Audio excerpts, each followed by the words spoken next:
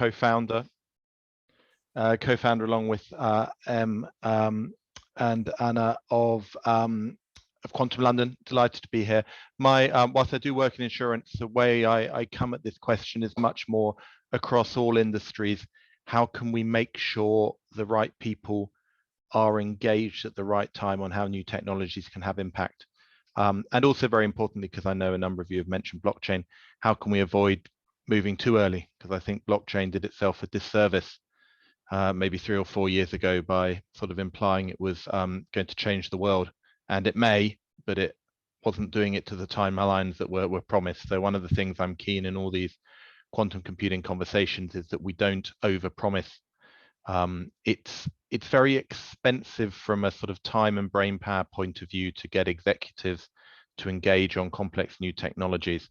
And so when we do, it needs to be impactful, and therefore the timing of when we engage them on quantum computing is so important. And in many ways, what we've done, I think, as this group in the last couple of years is been really valuable to each other in terms of helping share examples, helping be realistic around timeframes and things. And as we go into 2022, which feels like the year that this topic will become mainstream with sort of non-technical people, it's going to continue to be really valuable that I think we have a group like this that keeps ourselves all honest in terms of what's happening. So, we've got people like Jim who are actually there working properly with quantum computers. You've got a number of you who said you're interested in it, even though you don't really understand it. And then we've got the full range in between. So delighted to have this group here. To add to Em's apologies for the logistical challenges of getting going. We took steps because we were having a fantastic webinar a couple of weeks ago, and then someone thought it was fun to ruin it for everybody. And we don't want to repeat that. It's not pleasant for people on the call, nor is it great for the speakers and the sponsors when we're having to disrupt a call. But we'll get the balance right. Delighted to have you here. Sorry if we lost a few people on the way who gave up trying to log in. We had these monthly all the way through the pandemic. We took a little break over Christmas, but we're going back to monthly again. So if any of you have anything you'd like to talk about, whether it's sort of 2 minutes or 10 minutes at future ones, do let us know beforehand. The aim of this one, given that we haven't sort of caught up recently, was really to see if people have got to share either that they're doing themselves or that they've read about. Because if we think around the last few months, the announcements have, and I'll be controversial, so if people disagree, that's great. The announcements have been relatively less around sort of milestones on the sort of next number of qubits type front, and they've been more, I think, almost sort of business announcements. We've seen some mergers, some purchases, some valuations of companies, and that's kind of exciting. Now, at one level, there's no point playing merry-go-round with companies if actually the underlying technologies are on the hardware or the software side isn't progressing. But my sense is that it is progressing, and part of the reason that we're seeing companies sort of join together is because of the realization of how it's changing. So Jim, it looked like you're in the office, so I don't want to get you to speak if it's not a straightforward situation. But if you are able to and wanted to share a few words of sort of how things have gone in the creation of Quantinium over the last few weeks and months, that'd be great to hear. If you're not able to talk about it now, that's fine. Just let us know and we'll move on to the next person. Yeah, sure. There's actually been a lot going on. So a couple things. Yeah, we did announce back in December we have a measured and published quantum volume on a second H1 series quantum computer, 12 qubit of 2048, which is again the highest quantum volume ever measured on a quantum computer. And the closest IBM has gotten to it is like 128. The other things, there's been a lot of quantum error correction papers written.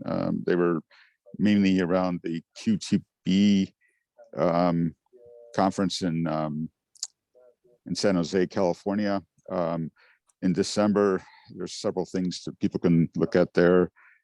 Our partners, well, actually our cohorts are now in we have now completed the merger, of course, with Cambridge Quantum Computing, which is a huge deal. And they've continued to advance things in multiple ways. Today, they're announcing additional partnership with IBM. IBM is actually an investor in Cambridge Quantum Computing. So we're supporting all quantum computers as well. So there's several announcements there in terms of the chemistry stuff with Origin, which is one of the products that Cambridge Quantum Computing puts out, and then also TCAT. Anyway, I'm busily working on real quantum computers with the rest of the development team. So there's a lot going on. Fantastic, exciting times, and certainly the fact that we're managing to see lots of sort of hardware vendors and the sort of application stack all talking to each other bodes well. One of the questions that I get asked regularly, and I'm sure a lot of you do, is do business professionals who want to engage with this need to worry about, effectively focusing on the wrong technology? And my understanding is something such as the TCAT solution from Cambridge Quantum, by definition, is saving people from needing to worry about the underlying technology in a way that reduces the risk for businesses. So that's a very promising step. Yeah, that's one way to see it. It's basically just enabling. There's a couple aspects to it. One is it's enabling access to multiple quantum computers. It's also providing optimizations, very good optimizations at the quantum circuit level. You'll also see other things concerning the QIR work that we're doing with Microsoft and others, establishing a quantum intermediate representation for quantum compilers. That's a huge area that I'm working on, along with other people as well, which is trying to establish a standard representation, internal representation for quantum compilers for the industry. So yeah, there's a lot going on. TCAT is excellent at providing those unifying capabilities, so that you get familiar with something like that, and then you can try it out on one quantum computer, and then you can try it out on another to compare quantum computers, or you can focus in on various circuit optimizations and so on. Excellent, fantastic. If anyone sort of wants to jump in, please raise a virtual or a physical hand. I'm keen for this to be a conversation. Fred, you were going to run an event a couple of months ago to sort of catch up with people. Did that happen? Is there anything to share from that, or any other discussions you've been having? Yeah, no. So that was before Christmas, and then everything went into lockdown. So I canceled that. I want to restart that again, to be honest. I much prefer, and no disrespect for this meeting, but I much prefer kind of like physical in-person meetings, which is a bit more nicer with a beer or something in a pub. I do want to relaunch it, but in London it's quite difficult to really get the critical mass to kind of get it at a certain time. So frankly, I'm struggling with that. But if people are interested, they're happy to reach out to me. I've got on the Meetup site, I've got a heading Quantum Social. So if there is demand, then I'm certainly happy to do that again. That would be great, Fred. And certainly various people have reached out to me, because as some of you will know, certainly those of you in London, these meetings started physically in 2019. And people sort of have reached out and said, are we going back to that now? Clearly one can't get the geographic connectivity that we've got here, so we will be continuing these events as they are here online for as long as there's demand. I think, however, Fred, you're spot on that there is interest and appetite for it, and I guess the question is, as you say, how to get a critical mass. But why don't we link up after this call and make sure those people who I know are in central London quite regularly now and want to get together can. Is there anyone in any of the other geographies out in Seattle or New York, etc., where you're seeing physical quantum events happening again? It would be great to have some inspiration if anyone's seeing that. Bernd, are you? So far, I didn't see anything physical. It's all like meetups or other types of meetings, but maybe it's happening soon because the mask mandate is falling here next month at March 21st. So it's getting all a little bit easier. And California is also stopping the mask mandate at the same time, I think. So probably something physical is coming. And I know it from the Project Management Institute. So there we are planning now 2 on-site meetings since, yeah, the whole thing started in May and June already. So yeah, I keep my eyes open for that. Fantastic, that's great. Does anyone then have any interesting stories, either things they've been related indirectly or they've picked up in the press around what I call sort of real world applications that have sort of really developed in the last couple of months? It'd be great if people had anything to share.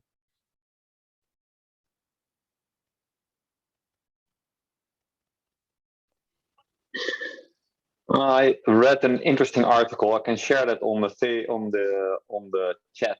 I just need to dig it up and put the link in there, which was a good overview in a way about where it was used and to what extent, which type of problems it could solve, and in a way not yet there, I think, at the practical level, but I'll share it, and it's just an interesting overview of the status today, which I recommend everybody to read. Oh, that'd be really great. Yeah, if you share it in the chat, and then we'll share it more broadly. What, as some of you will be aware, there was an event run. Now it was the same time as COP26, so that must have been the beginning of November, called Quantum in the City, which was run at the Mansion House, which is one of the sort of very stylish old buildings in the City of London. And so it was an interesting juxtaposition of the old architecture and the very new topic.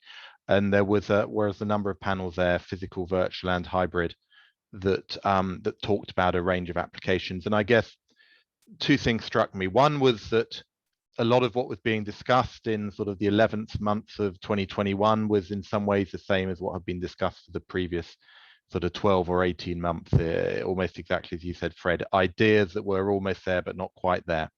So that was sort of maybe slightly on the dispiriting side. On the positive side was the majority of that audience was people who 12 months earlier would never have accepted an invite to a quantum computing event, and it was sort of indicative of, in the various ways that it has just become that bit more mainstream, that people saw it as a worthwhile use of half a day of their time to come along and listen to a range of speakers.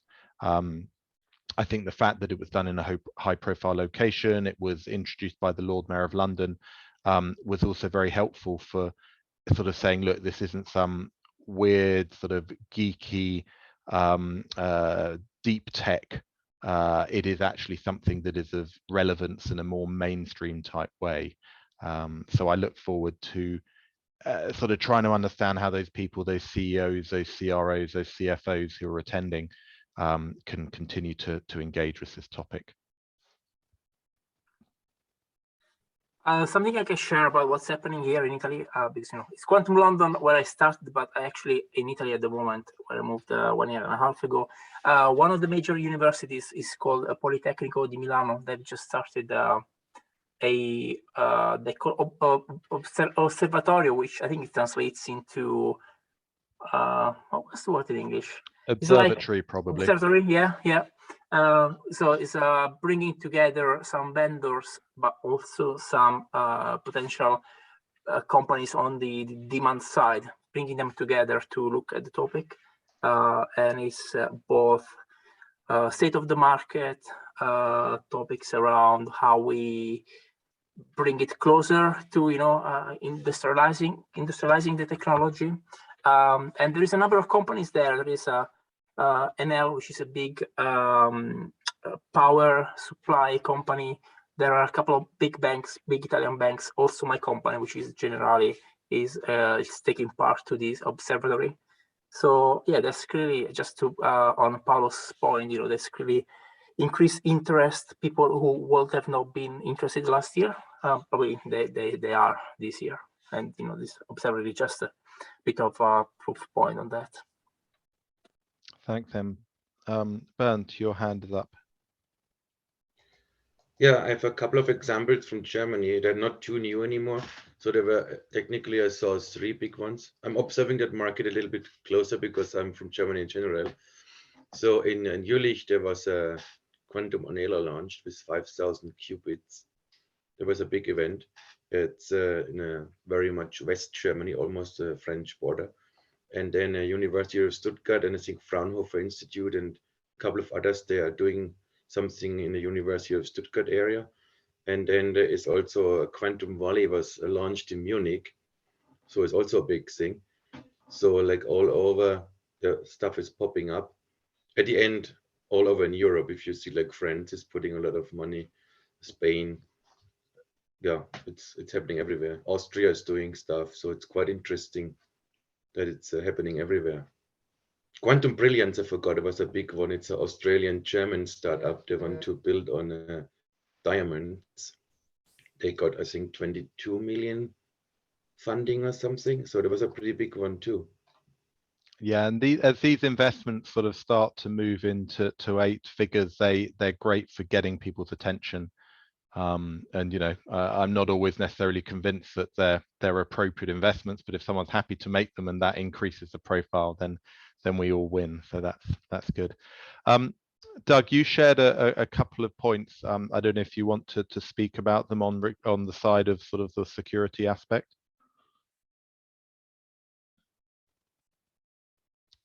Doug Walters, are you able to talk about what you just posted?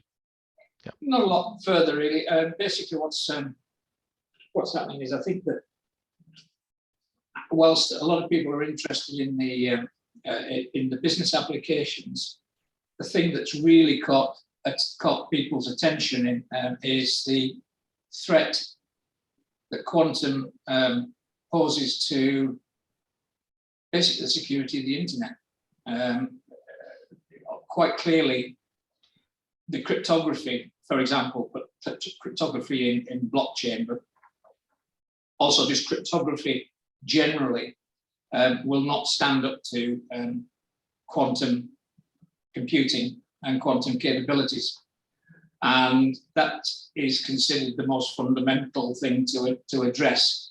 Both the US and the UK governments are putting a lot of priority on quantum resistant security. I believe the US has a consultation paper out where they made certain proposals. They're moving at a pace to try and ensure that they're not caught with their pants down when it comes to when quantum starts to become of age. One of the things that obviously suggests is that people are now starting to see that quantum as a discipline is actually becoming mature enough for people to start to adopt and to utilize. So I think that's that's progress in the sort of in the consciousness of the general IT community, which is obviously a measure of progress. I think you're absolutely right, and it's interesting, again, just looking back over the couple of months since the last of these meetings. Anna and I attended a CISO, Chief Information Security Officer forum for a number of insurance companies. I guess it all just blurs into one now. I can't remember if it was before Christmas, after Christmas, but one way or the other, they were. We had a good discussion there. Em, I think you were there also virtually, weren't you? And you ran a poll, and certainly compared to what we'd polled longer ago, where there was broadly plenty of people who'd never thought about the issue, or plenty who had sort of just positioned it in this is a distant risk, there are a number of an increasing number of people are saying this is something we need to understand as chief information security officers. Now, you know, the challenge they have is they need to be able to articulate to whoever's, you know, giving them their budget, whether it's the CIO, the COO, the CRO, why this is a place to invest when, you know, every day you're getting a new ransomware attack. And I think the more that you hear governments articulating this as an area of concern, the easier it is for them to make sure that it's got the right place on their priority list. Yeah, I mean, I've not heard. I mean, obviously, I'm very much in the IT community. I've not heard one person talk about business applications of quantum. All they've talked about is the security applications. So it's really grabbed interest. It's the sort of main interest at the moment. I'm not saying that that's the way it'd be going forward, but just at this moment in time. I think you're right. And part of what we almost need to decide as a community is, you know, that it's anything that grabs attention is good. But if it grabs it in such a way that is A, about fear, and B, about we've therefore got to spend lots of money to reduce the risk, are we going to sort of coat it in a negative way that's going to hamper people when they come along and say, oh, I want to investigate this technology for the benefit of it? It's an interesting balance we need to walk. So I look forward to how that plays out over the coming months. And I mean, quantum also, as well as being a threat, can offer a lot of solutions for cybersecurity. So through whether that be QKD or other solutions that might come up, we have ways of being able to secure data where previously somebody with a smart enough algorithm or a fast enough computer would have been able to break, and we would have had to keep having to update those. But with quantum solutions, at least from what I understand, it seems like be able to protect against all of those kind of things. So it can also be a benefit to cybersecurity in a way. Yeah, I think you're quite right, but it's just the nature of the human being that fear is something which sort of tends to overwhelm first. But you're quite right. You know that. I mean, I'm absolutely amazed that no one is looking at the potential for quantum in terms of risk assessment, because risk assessment is absolutely key to almost all business activity, and therefore pervasive, and therefore, you know, quantum can play such a big part in that. But no one seems to be really picking that up at all at the moment. It'll be interesting to see how that develops. Anna and I are actually organising an event along with one of our cybersecurity insurance underwriters and a professor in Canada who focuses on the risk side of these, probably to take place in May. If it does go ahead, and hopefully it'll be hybrid, which means we can open it up to any of you who want to listen in. And actually one of the main audiences for that is chief risk officers, both on the risk side, but also on the risk modeling side. So we'll see how that plays out. Interesting. So if I remember the answers we got from, you know, that survey we conducted recently with some insurance, CISOs, like security officers, I think the reason why, so they said that is not relevant yet. I think they see it, you know, too far in the future to be worried about it. So it's not like it's not on their radar, or they're not considering or thinking about it. It's just, you know, it's too early to worry about it, which is interesting to know. Yeah, and because I think, you know, if for those of you who've ever done a risks and issues log in a project, which is probably all of you at some point in your careers, you know, the moment you put something down as a risk, someone says, right, what are you going to do to reduce the sort of intrinsic nature of that risk? And you know, if the answer is I've no idea, then you're almost better off not writing it down. So I think you're exactly right, Em, that some people who in their gut can see this as a big deal are scared almost about raising awareness of it, because if the question is turned on them, what do you want to do? And their answer is, well, I guess we just sort of wait and see, that wouldn't necessarily be regarded as the right answer. So again, that's where, a little bit to what you said, Anna, how we can, how we can help communicate how some of the changes that are happening will maybe help to reduce the risk, then that's going to be great. There was a comment, I think, Bernd, in you mentioned that recent BBC article with that, again, somewhat unhelpful title, "What is the quantum apocalypse and should we be scared?" You know, they referred to two things. They referred in that article, some of you will have read it. They referred to obviously what we've just saying about the ability of quantum computers to sort of hack a lot of asymmetric decryption. Asymmetric encryption.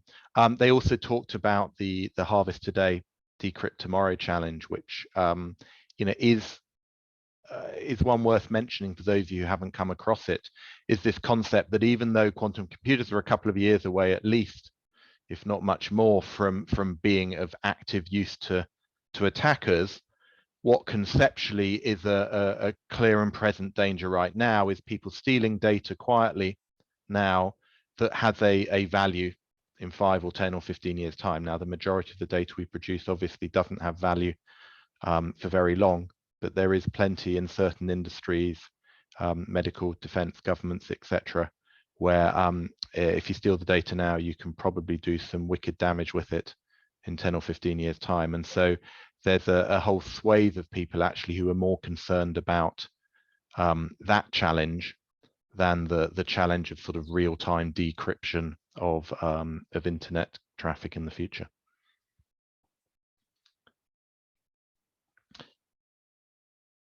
Good.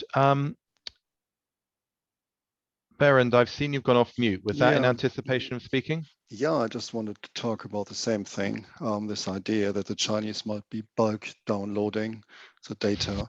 I think, but it's also about the concept I've heard about to ensure that the current algorithms, the classic algorithms, are actually quantum safe, so that the keys are big enough that even a quantum computer would find it quite difficult with many qubits to actually crack this. I mean, that's the other challenge. And what I see is this curious race between classical computers and quantum computers, not just for encryption, but also in terms of algorithms, that ever so often a classical algorithm comes along that actually does quite well as well. And so it's because you always have to show this quantum advantage, and that's quite interesting. That's the other thing. Yeah. Okay, back to you, Paolo. No. Your point's important, because also, I mean, the other thing that, you know, we never talk about because no one knows the answer, and I suspect if there is anyone on the call who does know the answer, they're not going to share it. But that's the one about cost, right? So none of us really know. Once we get to a point that we're able to access quantum computing as a service in a meaningful way, rather than just to sort of run a 20-line Qiskit piece of code. What we're saying is that because essentially a decryption algorithm is just a generic mathematical algorithm, so it's going to be pretty much impossible to police whether or not a bad actor is doing something bad. Therefore, you know, in theory, anyone who can afford to buy a processing millisecond or second or hour or whatever's required can do that. The interesting point, I think, Berend, that you're talking about is, therefore, you know, how much is it going to cost? Because if it's meaningfully expensive to decrypt something, then that's going to reduce the number of people who do it. Now, there's always going to be people who will spend a massive amount of money to extract certain amounts of information. But the threat vector, I think, that worries a lot of us is if it becomes vanishingly cheap for anyone to attack anything. Because then, you know, sort of the whole concept of confidential data falls apart. And so therefore, you're not trying to make something impossible, you're just trying to make it cost ineffective for the likely people to target you, dependent on your industry, the data you hold, and the people who are likely to be wanting to steal it from you. So yes, the simply making a longer key could well be a solution for a meaningful period of time. Yeah, I think that's a good point. And if you think about it even more deeply, the question is how valuable are data in the future to people? And certain things may not be valuable, like financial data, because, well, it has happened already, but other data, maybe political decisions or that sort of thing, might still be important. I mean, there's we have this sort of government code that certain information is not released after a very long time. It'll be interesting to see what happens to such things. Exactly. And I mean, I think obviously in the context of today's geopolitical news, there's a lot of people who have sort of previously been happy to dismiss the idea that state actors would want to engage in, you know, actively in this type of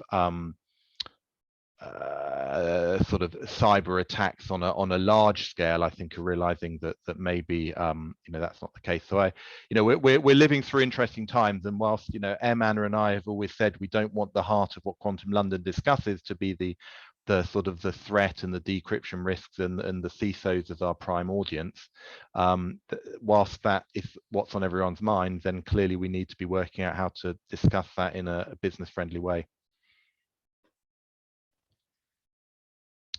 Excellent. Thanks, Bernd, for sharing that in the chat just now. So we have a session on Thursday. It will be a webinar. It'll be run by our esteemed friend Esperanza. Oh, look at that. Perfect. Thanks for sharing. So yes, 6 o'clock Thursday. For those of you who are at episode 5 that got so rudely interrupted a few weeks ago, we've changed our security protocols, and believe it or not, you won't need a code, so you won't have the challenge you had today. We're just going to stream live on YouTube, but with the ability to ask questions via the chat, so it will remain fully interactive but also fully secure. Alberto is going to be a fascinating speaker. As ever, Esperanza's sort of focus is on more the financial side, because that's what she and her speakers know well. But as those of us who've sort of been in technology for many years know, where financial services goes, most industries tend to follow. And so it's often a valuable leading indicator of where things are likely to evolve in other industries as well. So please do join that. Please do share that. What I'll do in a second is I'll stick the YouTube link in to chat for anyone who hasn't already seen it. I won't try and multitask because I'll end up looking away from the screen, but we'll share that link to those who haven't got it. And then what we'd love to hear from you all is what you think would be useful, either in terms of speakers, in terms of events. Fred, to your point, let's talk about what we can do in person. There's a group called the Entangle Community in London, set up by the guys who were previously at SIA Partners, one of the sort of the first advisory firms on quantum, who have now gone to Terra Quantum. And they're absolutely keen to get a physical community going again in London. So I think we are, Fred, I think, close to having a critical mass for that again. So that'll be very promising. But yes, if anyone's got speakers that they'd like to hear from, either people they know and can put us in touch with, or people they'd love to hear from, but maybe don't have a route in themselves, between sort of Anna, M, and my connections, we can get to sort of pretty much anyone in the quantum world. Now, they won't all come and speak to Quantum London. We haven't got quite that much of a punch to get any speaker we want, but we've got a good range of people who are more than happy to come and engage with you guys through a webinar. So it would be great. Any thoughts or questions in the last few minutes? Alex has just put an epically long question, so now I've got to read that. So I think the challenge, Alex, and if you all want to look at Alex's question, then those with more knowledge than me want to jump in. I think that the challenge as I see it, and I did a communications engineering in a previous life, is that obviously you've got to worry about the whole network. The journey of data from A to B is obviously typically not actually from A to B, but it goes via C, D, E, F, G, H, I, J, K on its way.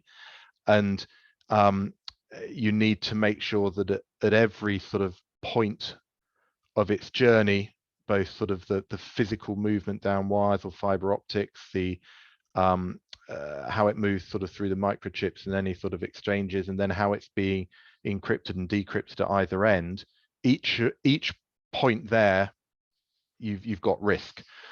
And if you get your sort of central hub telco providers to somehow make everything quantum safe, but then you've got a weak spot in your sort of own domain in your own office type thing, then all of the rest could be for nothing. And so I think the challenge is that we need to make sure that end-to-end communications is quantum secure, rather than sort of simply relying and saying, oh well, can't the big suppliers make sure it's safe for us? Okay, thank you very much. I think Alex, everyone more knowledgeable than me, feel free to jump in. But I think, yes, you're right. There are some algorithms which are vulnerable. I think the efforts about securing communication is very much around post-quantum algorithms, which are not necessarily just making longer keys. Is around building algorithms which are resistant to quantum attacks. Anyone more knowledgeable, please jump in. Not more knowledgeable, but just to add a comment, you're completely right that if in theory we just safeguard the things like RSA, which are going to be vulnerable, that we'd be safe. I guess the problem is if everyone isn't able to switch over to those quantum safe protocols in time, and that's one of the worries we have. Or if something is found, a quantum algorithm is found that then surpasses that, or we haven't looked for something. So I think the issue comes in sort of big organizations and all of the kind of nodes of attack that you might think that there exists, and not quantum proofing them all, which could cause major issues.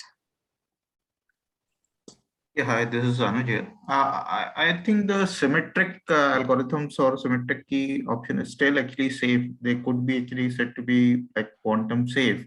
Okay, and they are the ones where the PQC is also focusing and extending the same concept.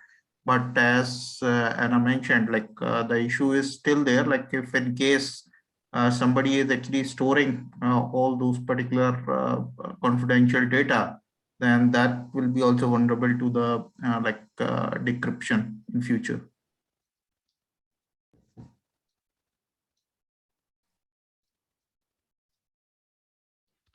Good. Oh, Fred's talking about Bitcoin. Fred, you must know me well enough by now to know that Bitcoin's a banned topic. And it's not just because I used to have 12 of them and then sold them for about £2. So let's wrap up there unless people have final thoughts.